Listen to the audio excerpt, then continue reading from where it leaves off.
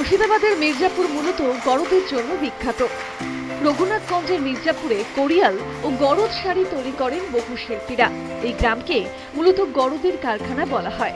কোরিয়াল, গরদ ও টাঙ্গাইল বিশ্ব দরবারে সমাদৃত হওয়ায় খুশি শাড়ি শিল্পীরা। এই তিন ধরনের শাড়ির জিওগ্রাফিক্যাল ইন্ডিকেশন ট্যাগ পাওয়ার খবর দিয়েছেন স্বয়ং মুখ্যমন্ত্রী। শিল্পীদের অভিনন্দন জানিয়ে মুখ্যমন্ত্রী টুইট করেছেন। নতুন বছরের শুরুতেই সুখবর পেয়ে খুশি শাড়ির কারিগররা। বিশ্ব দরবারে শাড়ির চাহিদা বাড়বে বলেই আশা তাদের।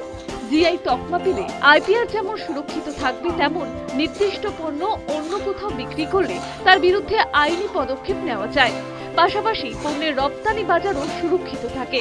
তবে জিআই পাওয়ার পাশাপাশি সরকার যদি বিক্রির জায়গাটুকু করে দেয় তাহলে সুবিধা হয়, এমনটাই জানাচ্ছেন শিল্পীরা।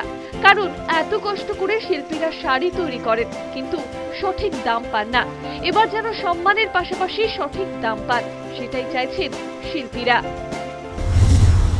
বহু পুরানো শাড়ি জিআই ট্যাগ পেয়েছে, তো আমরা খুব খুশি।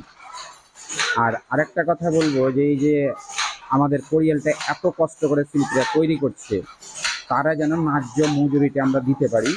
তার জন্য আমাদের যে মার্কেট, সেই মার্কেট আমরা সেইভাবে পেয়েছি না।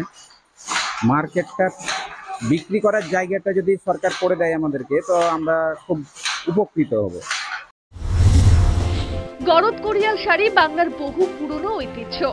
এত পুরনো শাড়ি যে অবশেষে যোগ্য সম্মান পেল, তাতেই খুশি শিল্পীরা।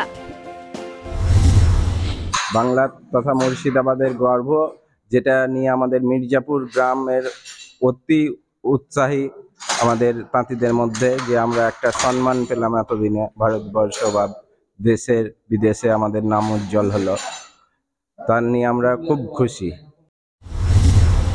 শুধু বাংলার জেলা নয়, মুর্শিদাবাদের শাড়ি ভারতের বিভিন্ন প্রান্তে যায়। দক্ষিণে কোরিয়ালের বাজার খুব ভালো। এবার এই পুরনো ঐতিহ্যবাহী শাড়ি জিআই তকমা পাওয়ায় বিদেশেও পাড়ি দেবে। মুর্শিদাবাদ থেকে Sabyasachi Bandyopadhyay report, news time.